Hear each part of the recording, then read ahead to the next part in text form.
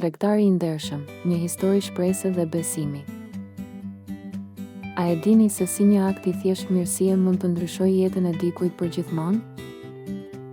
Një tregtar i ndershëm në Damask, një besimtar i devotshëm, u tregua i durueshëm me një klient që vononte pagesat. Shokët e tij e nxitnin të vepronte ndryshe, por ai zgjodhi rrugën e mirëkuptimit.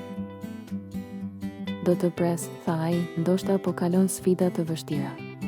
Ky durim dhe besim në të mirën e tjetrit ishte një lutje e heshtur për ndihmë. Pas muajsh, klienti u kthye i penduar dhe i falendërues. Ai pagoi borxhin duke shpjeguar se mirësia e tregtarit e kishte motivuar të bënte të njëjtën gjë. Besimtar, nxënës, prindër, tregtar, durimi dhe mirësia janë virtyte që Zoti i shpërblen. Le të jemi të durueshëm dhe të falim, sepse kjo është rruga e drejtë. Le të përhapim këtë mësim të vyer. Ndajeni këtë histori me të tjerët dhe reflektoni mbi rëndësinë e durimit dhe mirëkuptimit në jetën tuaj.